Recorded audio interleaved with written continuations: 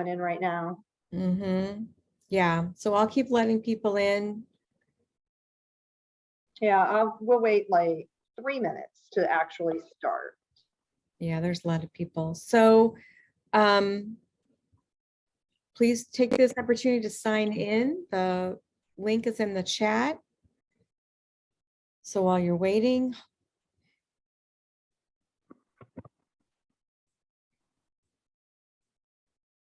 there are quite a few people hopping on right now. So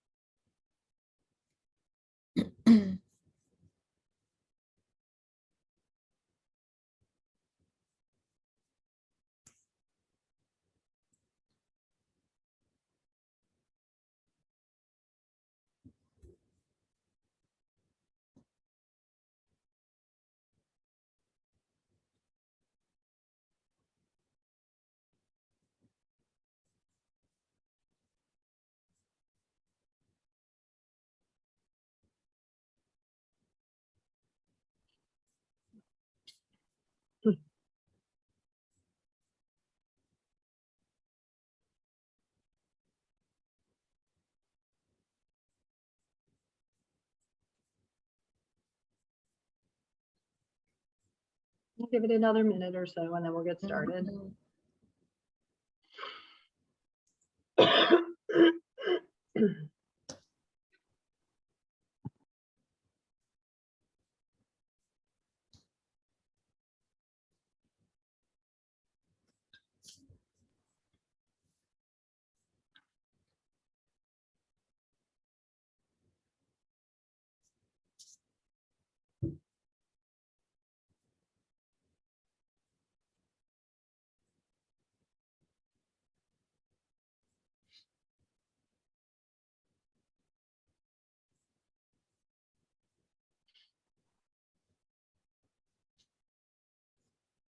all right, for those who just hopped on, if you could please take this moment to sign in.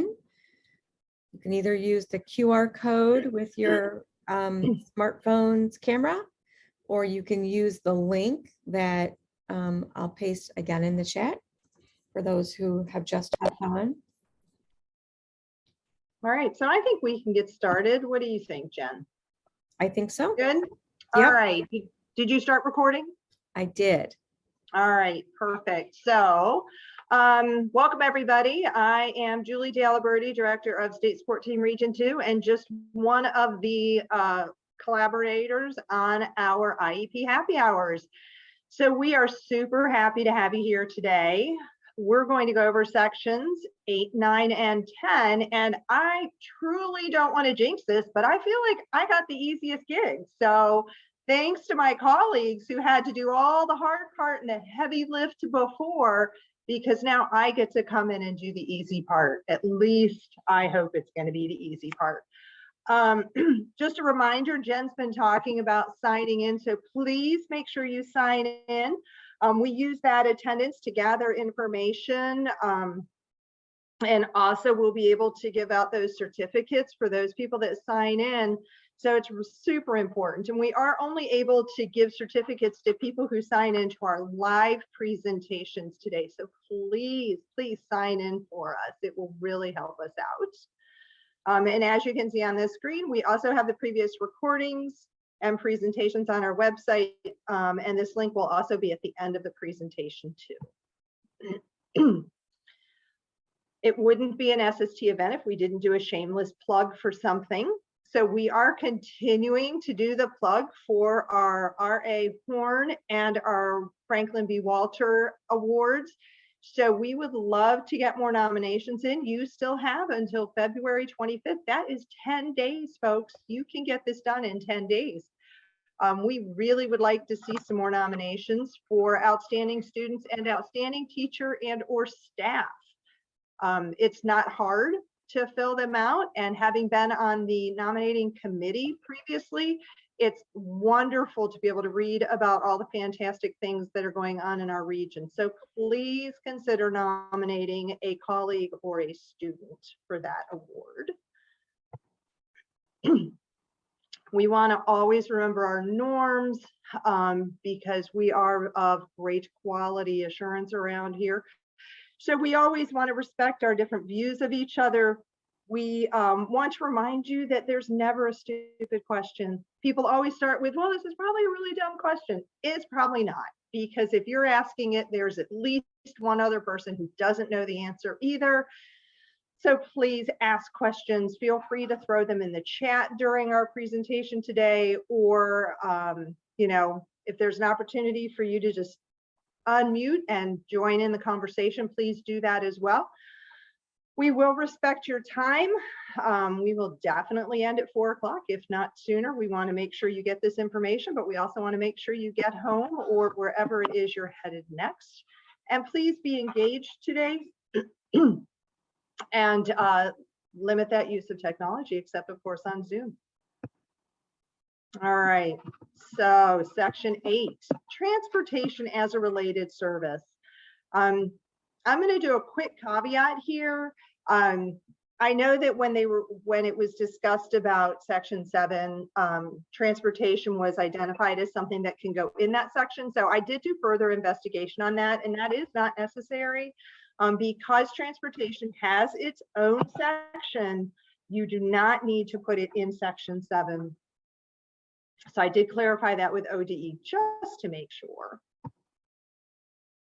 All right, so when does a school district have to provide transportation?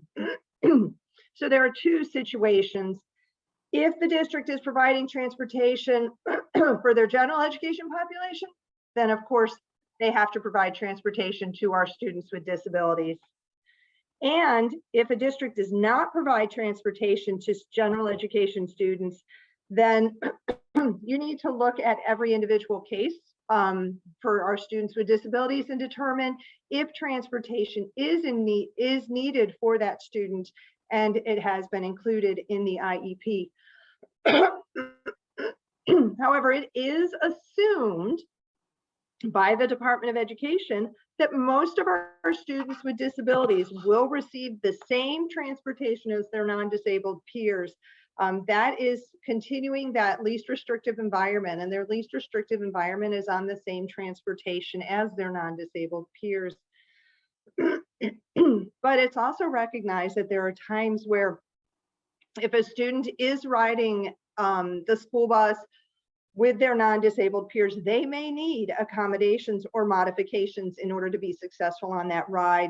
And we'll talk a little bit further about that as we get to the section about making sure that is identified in section 8 if they are riding a general education bus, but they need accommodations or modifications. I have a question. Go for it. Love it. If a child's on an IEP, but they live within walking distance, but the parent still wants them picked up, even though it's around the block. And that is a team decision to make. You know, and I had run into that situation often when I was in the district, and you need to be able to justify that that child needs that special transportation. Are they a safety risk? If they're walking to school, are they physically unable to walk to school? So that's a conversation to have with your with the IEP team. But yes, they could in fact need special transportation if the team deemed it appropriate. The mother works and the there's a babysitter there with other children in the home that doesn't want to leave, pack everybody up to drop the child off or pick the child up. Yeah, and that's a tough one. That's definitely a tough one, and you know that's where the team needs to decide how they want to handle that. You know, obviously we want to provide what's the safest for the student, but we also need to look at is transportation required because they are a student on an IEP with a disability, and not all of our students need that. So that's a non-answer, and I'm sorry, but that is, it's definitely an IEP team decision to make. But if the team decided he needed it, then the district would be responsible to provide it. Okay, so in section 8, so here is that whole section right here. So what we want to do is make sure we're first and foremost answering the question, does the child require special transportation? And when we talk about that special transportation, we're talking about to and from school, between schools, in and around the school buildings, anywhere that child needs to be transported is considered, does the child need transportation to and from services? So if we are talking about to and from school, or if the student needed to have therapy at another location, or they needed to be going to another school for some reason, then you would need to provide that transportation if they did in fact qualify for services. The next question says, does the child need accommodations or modifications for transportation? So if they're riding on special transportation, you want to look and make sure or decide, do they need an adapted bus? Does it need to have lifts or ramps in order to provide that transportation for that student? Do they need car seats or securement systems or harnesses in order to ride safely to and from school? Also, do they need an aid on the bus? And that again is a district decision. And if the district decides that that's necessary, then they would check that box. You also want to consider where that pickup and drop off is. Oftentimes, it's door to door. People might refer to it as that, from the door of their home to the door of the school. Or is it at a curb or a driveway? Something that would be appropriate for that individual child's needs. But if you recall, oh, I see a hand raised, Liz, or Lisa, sorry. Go ahead, Lisa, what's up? Hi there. There's two questions, two situations. Preschool, I say yes, because yes in all areas, because we provide transportation for all students. And then when I say yes on other, let's say currently grandma and grandpa bring the preschooler to and from school. At other, I would specify grandma and grandpa are currently bringing Joe to school and picking him up. So I just want to make sure I'm understanding. So you're saying that the district believes the child does need special transportation. They do need transportation to and from services. However, at this time, the grandparents have chosen to drive. Correct. So yeah, I mean, you want to say that they qualify for services, but I do think it's important in there somewhere to indicate that even though they qualify for services at this time, the grandparents have chosen to do that driving. Okay, because our district does not transport preschool students. Mm-hmm. So that's why I was always under the impression I had to say yes in all these areas. So there is a Do you understand? Do you understand my situation? I do.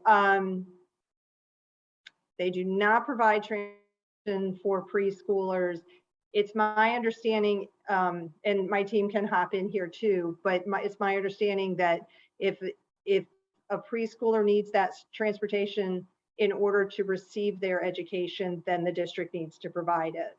So Julie, with the conversations that we've had with Stacy previously, we were supposed to mark yes, because we would, like, even if families choose not to use that, like say that IEP went somewhere else, that student would be eligible for transportation.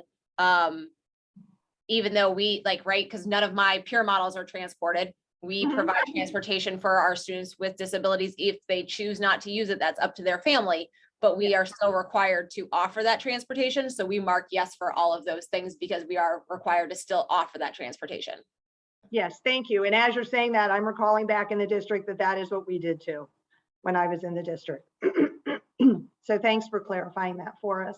And then I do the same thing that Lisa does, which is I mark under other, parents prefer to provide transportation. So at least that way, if somebody was to get that, they know like, yes, they would get transportation, parent is providing right now.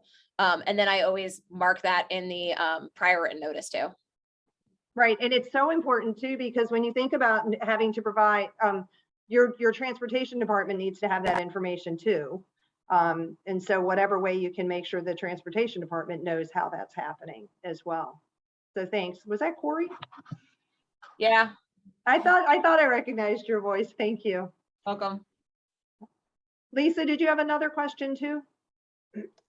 So I know that, so I'm wondering, do other districts say, like, this is for, just school age students and say, doesn't require special transportation because we provide, so that would be no, because we provide transportation to all students. So that would be no. They don't really per se need the service part, that would be no. But does the child need the third part? Do many districts say yes and then say, check, the bus driver will be notified of the child's behavior and or medical concerns?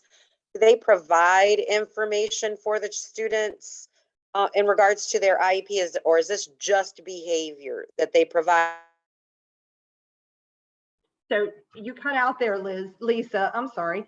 But what I'm hearing you ask is about if the By the student's bus riding driver with information, because I've been.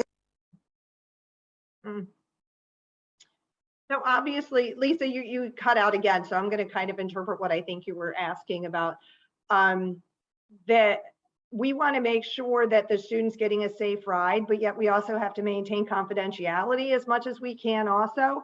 So you want to make sure if the child, let's say, for example, the child has diabetes, you need to make sure that the driver's aware of that. And if in fact they had an episode, if the child has behavioral issues, they're nonverbal, but yet they can ride the bus with their typical peers, which is fantastic. We want to make sure that the driver knows that information so that they know how to best work with that child on the bus too, should something happen or just when they're greeting them. The other piece too, sometimes students need preferential seating on a bus. Maybe they need to sit right behind the driver. Maybe they need to sit on the seat next to the one behind the driver. Maybe they need to make sure they're not sitting with,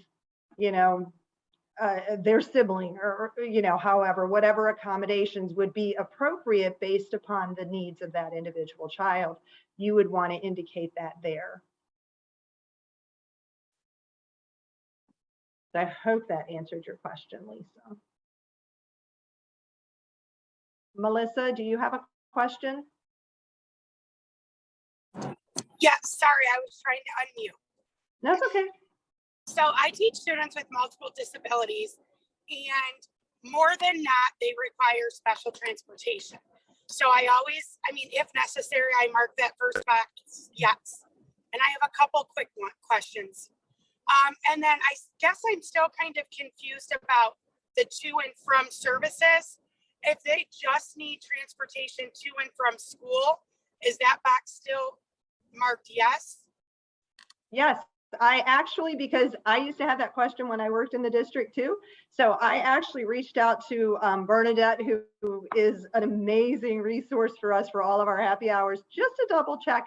And she said, yes, in fact, it does mean to and from school. That's what I thought, but I feel like at some point throughout the time, we were told to mark that no. So good to know. Yeah. And then my next question is about the accommodations or modifications. Mhm. So I usually mark the bus driver will be notified because typically I have medical or behavior concerns. And then with the bus aid, our district, our special ed buses already have an aid on there. But do we mark that even like they don't necessarily need their own aid, but there needs to be an aid on the bus? Does that make sense? Yeah, it completely makes sense. And, I've had that dilemma often brought forth. And so I'm going to check my notes real quick because it's what I have written, and then we'll talk further. Hiring aides for particular special education if deemed necessary by the school district. But you do get into the question, and I can follow up with Bernadette if one of my colleagues would write this question down for me and we can get back to you about it. For interpretation purposes, when we look at the IEP and the IEP is individualized to that child, and what I hear you saying is, you know, if you check off aid, does that mean that child has his or her own aid on the bus? If in fact that bus is already has an aid on the bus. So that is a dilemma. And I'm going to tell you the truth. I'm not 100% sure. I know my interpretation of what the rule would be, but I want to give you what Bernadette tells us from ODE. Correct, because I would say yes, only because, I mean, as long as that doesn't mean specifically for that child, because if the district were to decide those buses aren't deemed necessary, that child would still need another adult on there. Melissa Right. Sandusky has been, the other intervention specialists in the district have been checking other and checking and putting general bus aid. Yeah, I think that's a really good solution, to put other, you know, bus aid on there, because to me, interpretation says if you check aid, you're checking off that one individual student needs an adult sitting next to that child or however on the bus. And then you may be also providing a bus aid. But Okay. I'll follow up with Bernadette too, just to make sure that we're on the same page with ODE. And then, sorry, while we're going through them, I just want to clarify two of the other ones. Sure. The securement system, I have some students that require a harness, but I usually specify that separate. For the securement system, is that also including just a standard seatbelt?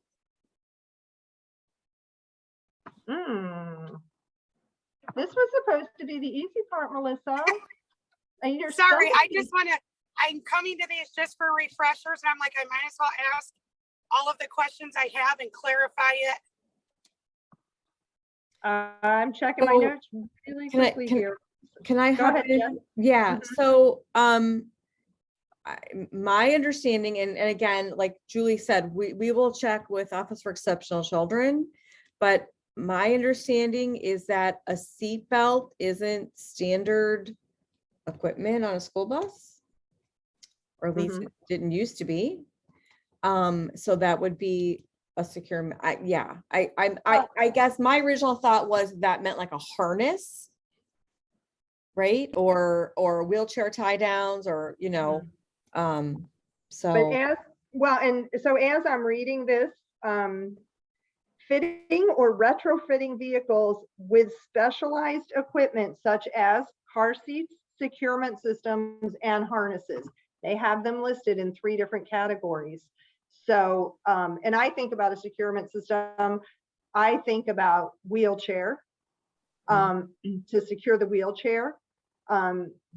And then I think of a harness as a different item, which, you know, I would have checked other and put it under specify child requires a harness. But we can again follow up with that as well.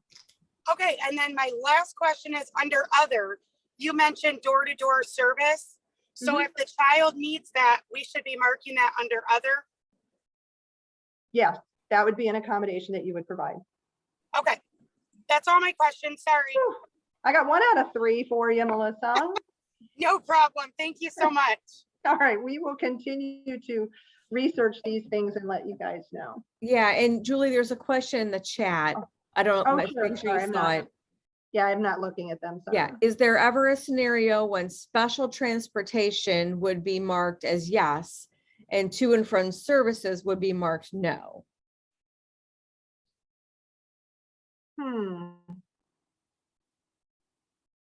Why? Why would you not, if they need special transportation? I'm trying to think of a scenario why you wouldn't check yes for that. If there's an example, I'd love to hear it. If you're saying they need special transportation. Yeah, it's a really good question. It might be another one we will send up to Office for Exceptional Children.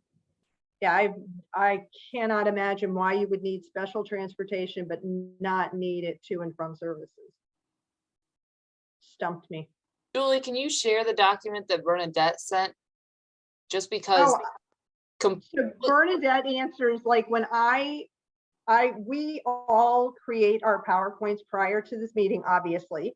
We do all of our research, going through all of the documents that we have from ODE. I mean, we look at a plethora of documents. And then as we come up with an individual question, like I wanted to ask her specifically, if they ask this question, like we try to anticipate what your questions are going to be. And then we ask Bernadette specifically what the answer is for that question. And so she doesn't send us a document that says, oh, here's how you want to answer, here's how you want to present transportation. She just answers specific questions for us as our resource. So I'm sorry, I don't have a document that she sends us. no, with the chat with Mariah, I guess my question would be, why does the two questions separately exist then? Mhm. Because we've always been told the to and from services is, like you said at the very beginning of the presentation, is taking them to another building for services, taking them to an appointment. So- I guess I'm wrapping my head around the fact that there's two questions that are supposedly right. giving us the same information. Right. So several years ago, I used to think that if it was you required special transportation, and yes, because maybe you ride a bus to and from school, and then to and from services was, oh, but the speech therapist is located in another building, so I have to transport you there for that service. And we would check yes, which is what prompted me to ask Bernadette about that, to make sure that I was correct in saying that when we're talking about transportation to and from services, we are talking about to and from school. And she said yes. So yes, Julie, does it appear those questions are redundant? but Julie, could you mark off, does the child need transportation to and from services? Say yes to that, because our students need transportation to and from school, but not mark the child, does the child require special transportation? So you could mark the second one, yes, but say no to the first one. Like So how are you getting them to and from their services? but they don't require special transportation. They just require regular transportation. So you That's what I was just gonna ask Julie, because we've had in the past when I worked in the district, we would say, okay, they're riding the school bus that their typical peers ride. And so no matter what, they have to have bus transportation. They don't need special transportation, like they don't need the lift, they don't need a safety vest or a harness. So as long as they didn't require the accommodations or modifications on the bottom, we would just put that they need transportation to and from school, but they don't need special transportation. So let's say, for example, somebody is going to the JVS or EHOVI or Project Search, and they get picked, well, not Project Search, that would not be a good example. The other ones, like, so my point of reference is JVS.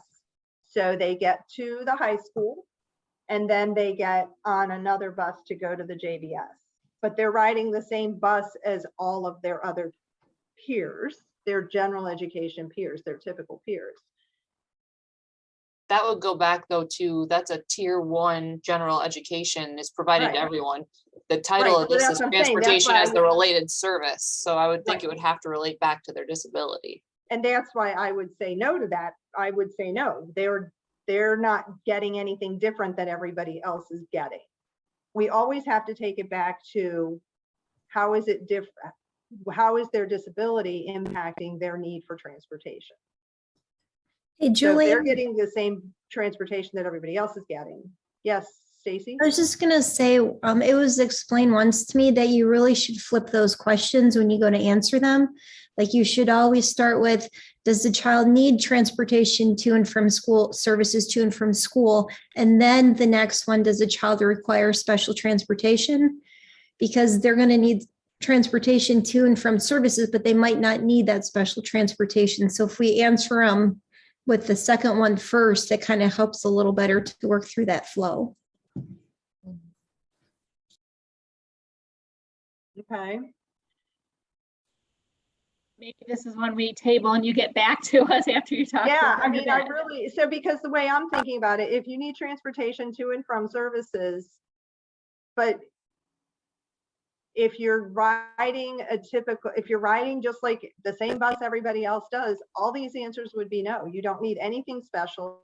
You're doing just like everybody else is. It's not related to your disability. Because you're able to participate with the general education peers. But what about like a student who, like I've got a student whose parent is not able to bring them to school, like can't provide transportation for that child. That child doesn't necessarily need specially designed transportation, but they need transportation to and from school because their parent can't transport them. Like I've got a visually impaired parent that can't drive. Oh. So that child needs transportation, whether or not they need specially designed transportation, they still need transportation because their parent can't bring them and they live within, like, say, walking distance, but their parent also can't walk them here. But wouldn't it go back to the student's IEP and their disability?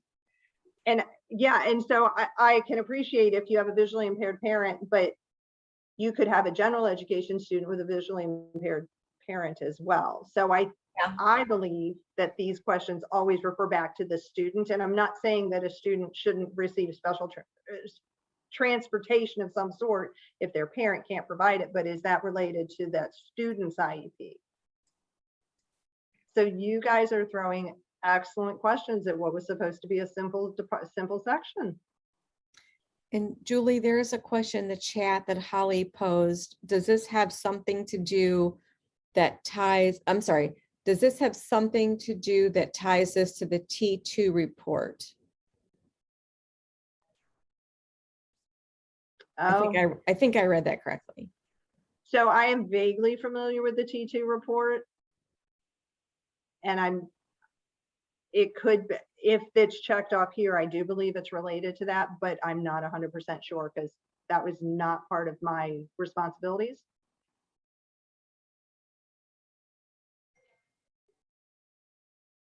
So I'm afraid to ask if there are any other questions.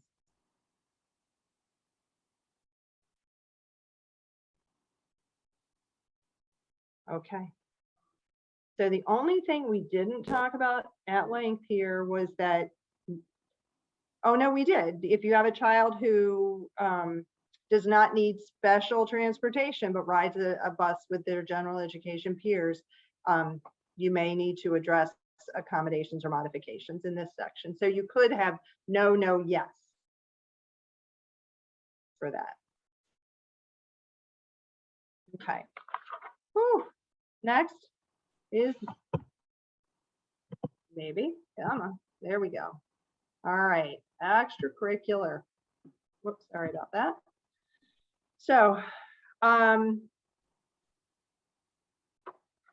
for extracurricular and non-academic, there are a lot of different options here for our students with non-academic and extracurricular activities that they can engage in.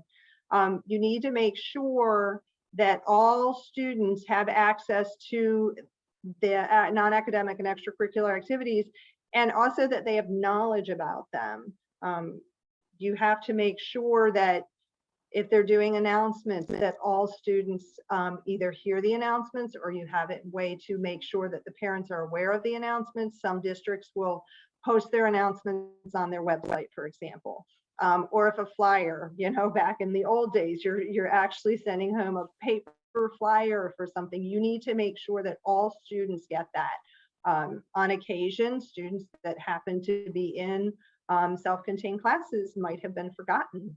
And so you need to make sure that they have that information and they have access to that information for all activities so that they have the option to participate should they so choose. Oh, goodness. All right, so this was a stretch and I was really surprised that I was able to do this because everybody always wants some type of a statement. And we always are like, well, we can't really give a statement, but I got one. So what we're looking for is that every child with a disability has the same opportunity to participate as their non-disabled peers. to the maximum extent possible, just like in a maximum extent possible to the curriculum, also for our extracurricular non-academic activities. So you'll notice, we move your lovely faces out of here. There we go. Here's a statement example. Notice you're going to have to tweak it. You can't, please don't take this, cut it and paste it. It will make no sense. But we have Mary is provided with the same opportunities to participate in extracurriculars and non-academic activities as her non-disabled peers. Okay, statement one, she has the same opportunities. What does she do? Mary participates in lunch and recess, and that some people might not be thinking about, and that is a non-academic peer that should be, or activity, I'm sorry, that should be identified here. Mary participates in lunch and recess with non-disabled peers and needs no accommodations for this. So she sits with her typical peers. She doesn't need any additional support. Or you might have a student who does need specific accommodations during lunch or recess. And you would want to identify what those are. Should accommodations be needed for non-academic or extracurricular activities, the team will address these needs and amend the IEP if necessary. So let's say, for example, we're not, the student may want to participate in cross country, because typically that's a non-cut sport. So they participate in cross country, and they are going to need adult assistance in order to participate. You'll want to come back to the IEP, and you're going to want to be able to address what the accommodations are and make sure that they're identified. It's important that whatever you put in here, if you're saying that that student's getting it, that they are in fact able to have that. Then the last question, if the child will not participate in non-academic and extracurricular activities, you have to explain why. Okay, and as I put at the bottom, it does include meals and recess periods. Questions about this? So in the describe, I'm sorry, this is Melissa. Oh, So in the sure. describe, I always list like they receive flyers, you know, any options to sign up, etc. Mhm. And then usually with the will they, or if they choose not to, explain. So do you have to go to the extent of like they don't participate in non-academic activities such as sports because the parents choose that? Or I you have only have to specify if like they don't participate in lunch and recess with their non-disabled. if the child will not participate in activities, you can explain that. And often I've seen oftentimes where it will say, you know, the student/parents at this time choose to not have their child participate in extracurricular activities.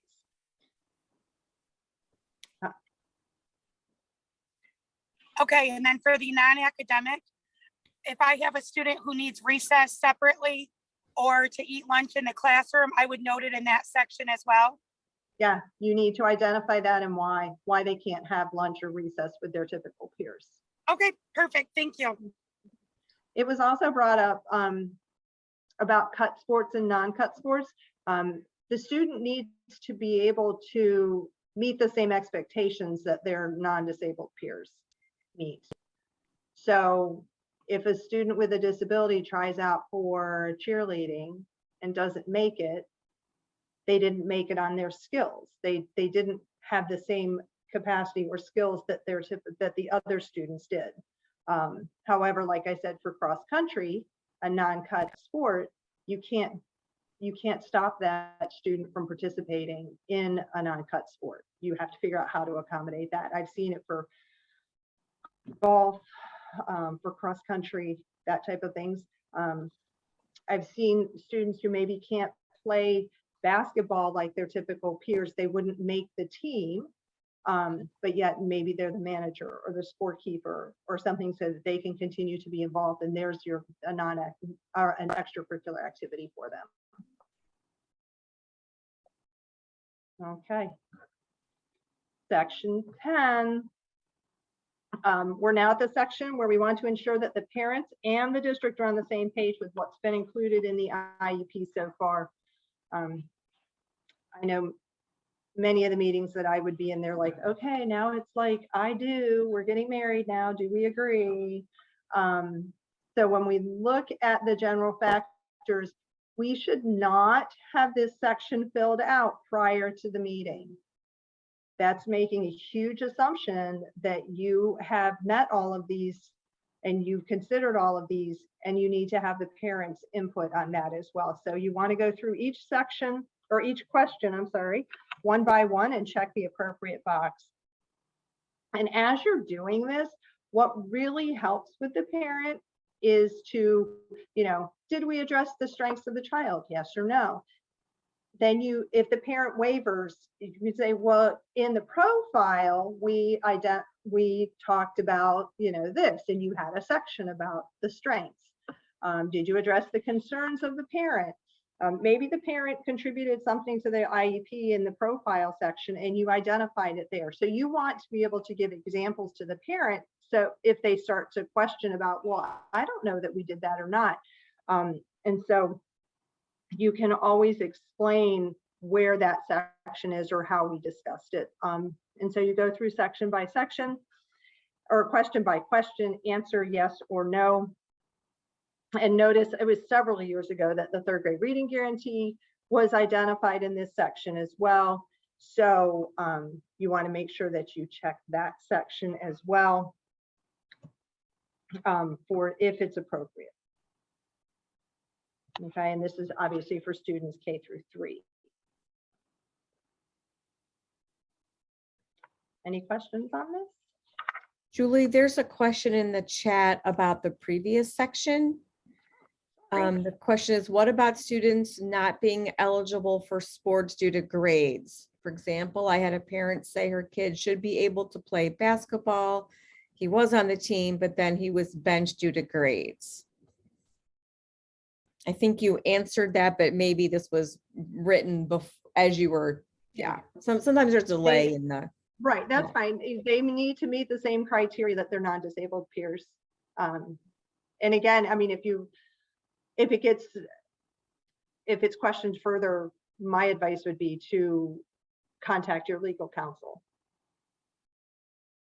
But yeah, they have to meet the same requirements that a typical peer does as well. Okay, and so there's another question in the chat. If the child is beyond third grade, do you check NA for the third grade guarantee? Yes. This section is, this component is for all students grades K through 3. Mm-hmm. Okay. Anything else, Jen? Thanks for watching the chat for me. Yeah, no. Lisa Munez, you have your hand raised still. Do you have another question, or was that from before? Nope, sorry, I always forget to lower that hand. That's okay. We didn't want to ignore. Yeah. And then, sorry, there's another clarifying question about the third grade piece. Are we talking about all students K to 3? And what about students who are in preschool transitioning to kindergarten?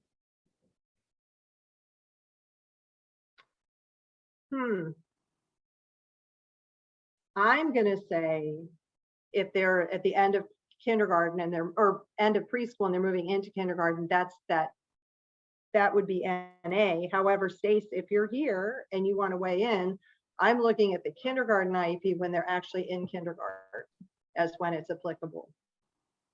Can you say that again? I only caught the last part of what you said, Jen. So the question is about that regarding the third grade reading guarantee. So there's 2 parts to the question. Are we talking about all students K to 3? And then what about students who are in preschool transitioning to kindergarten?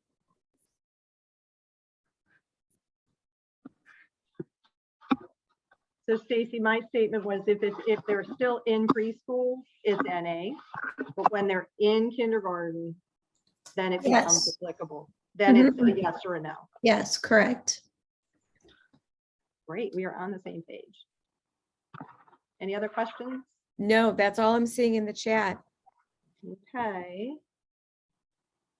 All right, so I told you at the beginning, we do have the previous recordings and presentations. This one will go on as well onto our website, so please feel free to access them.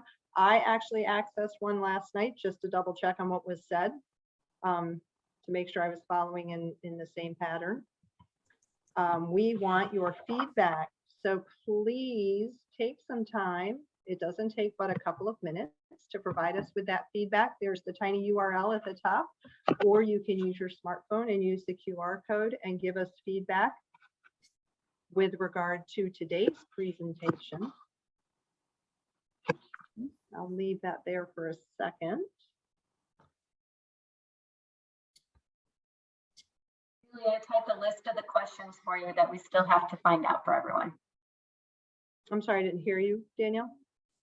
I typed a list of the questions out for us, so we can try to find out the ones we didn't know. Great, thank you.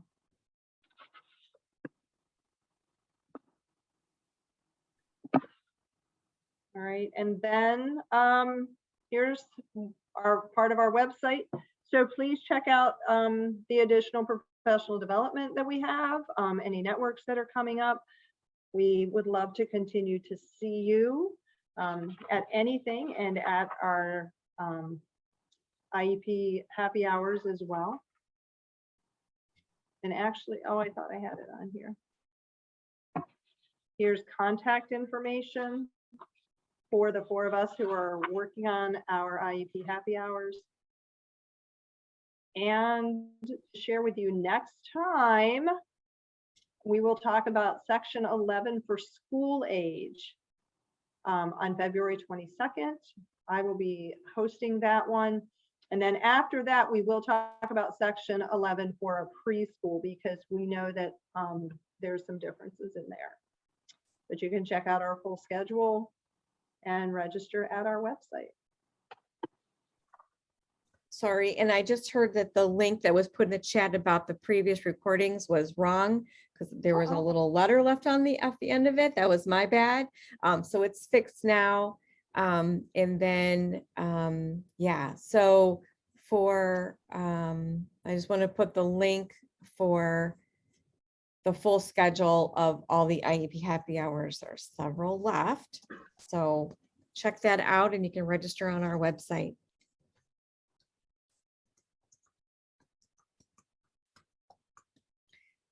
Okay. All right. Thanks so much for joining us today. Look forward to seeing you next week. Bye, everybody.